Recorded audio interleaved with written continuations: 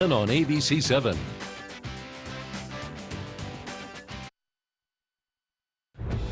Tonight, coast to coast, the winter storm wreaking havoc. The West hammered by snow, heavy rain, mudslides, and fierce winds. Hundreds of thousands losing power. Trouble on the roads as the storm now heads east. Two major systems right behind it. Fatal mistake, an arrest in the drive-by shooting that took a 7-year-old's life. An anonymous tip leading to this man. Police say it was a case of mistaken identity. Tonight, the little girl's father speaking out. Trump's national emergency, the president upping the stakes to get his border wall, saying he may declare a national emergency in the next 2 days as shutdown talks go nowhere. Plus, long lines at some airports. Our TSA workers now calling out because they're not getting paid. Also tonight, Spacey faces a judge. The actor set to appear in court to answer charges of indecent assault and battery involving a teenage boy. And the fiery rescue, the grandmother in this burning car with her 2 young granddaughters, grateful for the Good Samaritans who helped save their lives. From ABC News, this is ABC World News Tonight. And good evening, and thanks for joining us on this Sunday. I'm Tom Yamas. And we begin with that major storm tonight rolling in off the Pacific, pummeling the West, now moving east across the country. Heavy snow shutting down Interstate 80 in the High Sierra, fierce winds sparking this power line in Seattle, hundreds of thousands without power at its peak, and rain triggering mudslides in the burn scar areas of Southern California. Part of the Pacific Coast Highway closed until tomorrow. The wind and rain grounding flights and delaying others, and when this storm moves on, there's another one right behind it. ABC's Marcy Gonzalez starts us off in Malibu. Tonight, that powerful storm still creating havoc from California to Washington. This video taken near Seattle capturing this power line being blown by the strong winds, sparking and catching fire. In Northern California, heavy snow and whiteout conditions closing down I-80 for hours, backing up traffic for miles. Drivers like this one forced to pull over and chain up.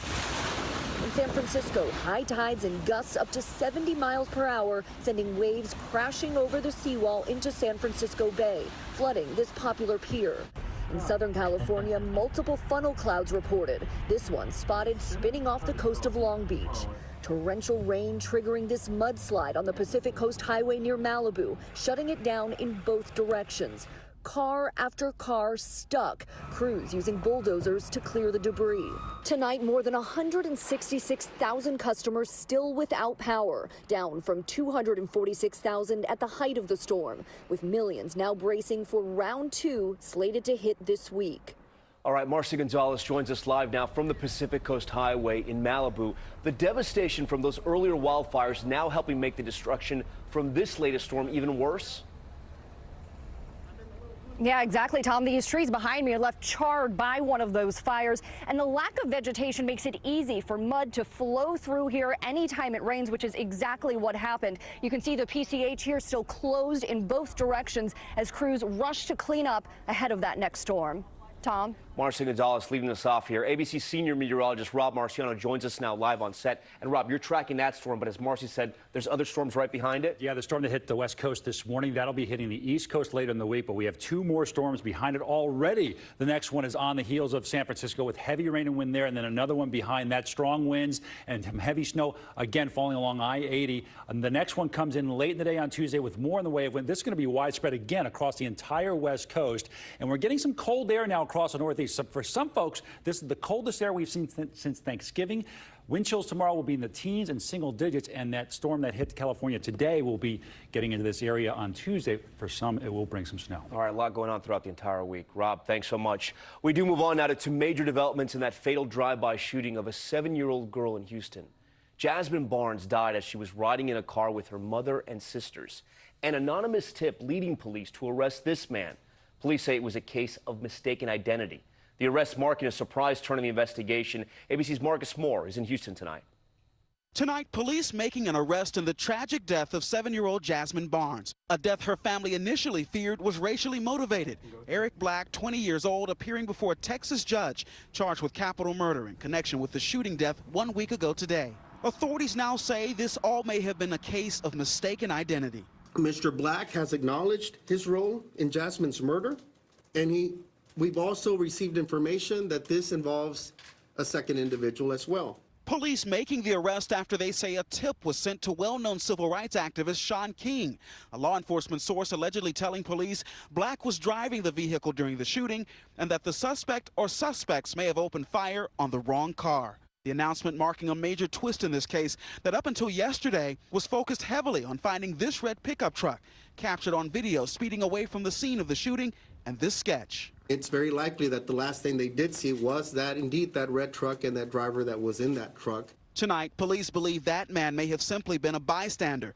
Jasmine's distraught family is grateful to police for the arrest. We were happy, and it was a sigh of relief that the police did their job and found who they feel is the right suspect. One step closer to closure for a grieving family and a country outraged over the death of an innocent little girl. Well, obviously, we were surprised by that the suspect was not who was repeatedly described by so many independent witnesses. But for this family, it didn't matter if he was Black or if he was white. Still so much pain there for that family. Marcus Moore joins us live. Police mentioning there could be a second suspect in this case, Marcus, but that investigation is still ongoing? Yeah, Tom, that's right. They are far from case closed. Investigators do have one person in custody on a drug charge, but they also say he's a person of interest in Jasmine's murder, yet he has not been charged in that case. Meantime, the sheriff, Tom, saying that that little girl and her family were innocent victims. Marcus Moore with that new reporting tonight. Marcus, thank you.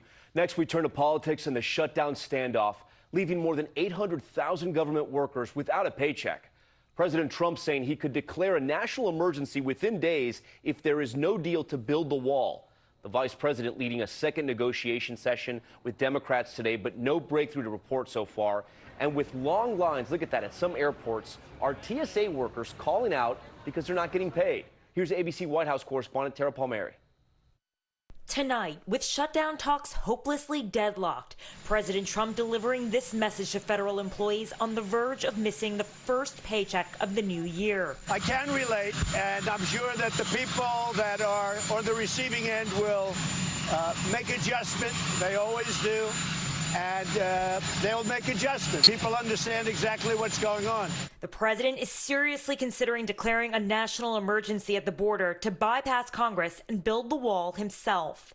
I may declare a national emergency dependent on what's going to happen over the next few days. It's a move that would face backlash. I think the president would be wide open to a court challenge saying, where's the emergency?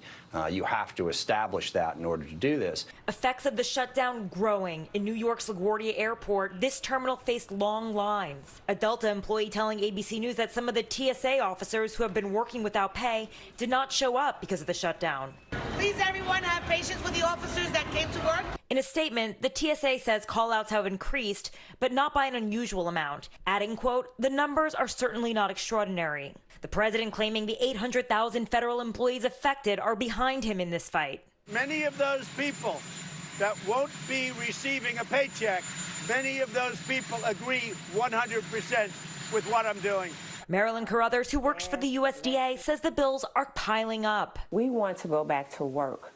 We need to go back to work because we have bills to pay. Vice President Mike Pence, Senior Advisor Jared Kushner, and DHS Secretary Kirstjen Nielsen leaving another round of negotiations with Democratic aides. President Trump seeming to undermine those talks, saying only he and congressional leaders can solve this standoff. Schumer and Nancy Pelosi and myself can solve this in 20 minutes if they want to. If they don't want to, it's going to go on for a long time. Speaker of the House Nancy Pelosi telling CBS. The impression you get from the president that he would like to not only close government, build a wall, but also abolish Congress. So the only voice that mattered was his own.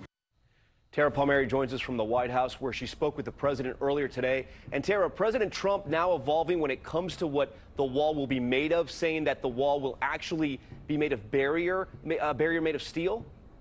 That's right, Tom. Calling the wall a steel barrier isn't just a way for the president to offer Democrats political cover. According to the president's chief of staff, there are legal restrictions over how border security money can be spent.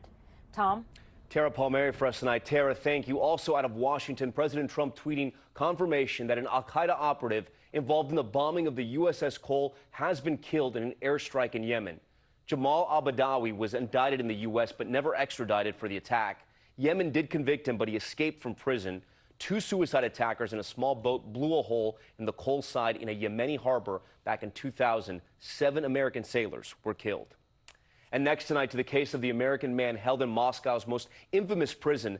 Today he was due to come home from his vacation in Russia. Paul Whelan, whose family claims he was in Moscow for a wedding, was arrested and charged with espionage. Tonight his brother is speaking out. Here's ABC's Julia McFarlane. Tonight, Moscow throwing cold water on speculation Paul Whelan may be exchanged for Russians held by the U.S., an official saying it is too early to discuss a swap.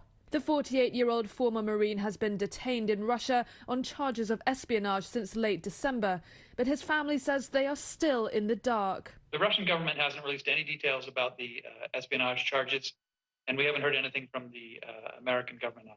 Whelan's brother saying he doesn't believe the spy allegations, defending revelations that Paul held 4 passports by pointing out he wasn't born in the U.S. At what point does 3 or 4 become too many, or does 2 become too many? Whelan was discharged from the Marines after attempted larceny. He was working as a security consultant when his family claims he travelled to Moscow for a friend's wedding just before Christmas when he disappeared. President Trump today acknowledging the case for the first time, but giving no further details. Yeah, we're looking into that. We're looking into that, yeah. The 3 other countries Whelan also holds citizenship in, also requesting consular access. Last week he was visited by the American ambassador, but he won't be seen to again until after the Russian Orthodox holiday. The State Department says it is still waiting for further clarification from the Russians on the charges that Whelan is facing. Tom? Julia McFarlane for us tonight. Julia, thank you. Back here at home to Massachusetts and Nantucket Island, where actor Kevin Spacey will be in court tomorrow, facing charges of indecent assault and battery involving an 18-year-old male. ABC's Lindsay Davis is there. On the eve of Kevin Spacey's court appearance, a clearer indication of his defense strategy. My confidence grows each day that soon enough you will know the full truth. In his first Twitter post in more than a year, Spacey posted this video on Christmas Eve, the very same day he was charged with felony indecent assault and battery for allegedly groping a then 18-year-old at a Nantucket bar in 2016. Former Boston News anchor Heather Unruh says it is her son that Spacey assaulted, describing him as a starstruck, straight 18-year-old young man who admits telling Spacey he was 23, even though he was just 18. Whether he was over 21 or not, Kevin Spacey had no right to sexually assault him. There was no consent. According to the criminal complaint, Unruh's son took Snapchat video of the alleged assault, which investigators now have. In audio from a pre-trial hearing, Spacey's attorney Alan Jackson argues the video does not show anyone being groped. What the video shows is a person's hand make contact with the shirt. Correct? Yes. Okay. Not any body part. Correct. You don't see any body parts. They also stress the alleged victim told investigators Spacey groped him for about 3 minutes. If we were to stand and count off 3 minutes, you would agree, Trooper, that's an incredibly long time to have a strange man's hands in your pants, correct? I would agree with that. Spacey plans to enter a plea of not guilty. If convicted, he faces up to 5 years in prison. Tom? Lindsay Davis will be following all the developments from court. Lindsay, thank you. Next to the ABC News exclusive, a tearful plea from the mother and grandmother of a young woman wanted for running over a woman with her car in Las Vegas, begging her to turn herself in. The fatal incident caught on surveillance, showing a manicurist chasing after the driver, who police say left without paying the $35 fee. Here's ABC's Zachary Quiche. As the hunt for the hit-and-run driver stretches into a 9th day, even her family says they don't know where she is. She's just scared right now. I'm sure she's scared. Speaking exclusively to ABC News, they say they have not been able to reach her and hope that when she sees this interview, that she will come forward. You can't run, baby. You cannot run. Krista Whipple is being sought for striking and killing an employee while fleeing from a Las Vegas nail salon without paying for her $35 manicure. Surveillance video shows the manicurist and her boyfriend chasing after the car when she accelerates and hits the woman, dragging her violently through the parking lot. The manicurist, Ngoc Nguyen, a 51-year-old mother of 3, died at the hospital.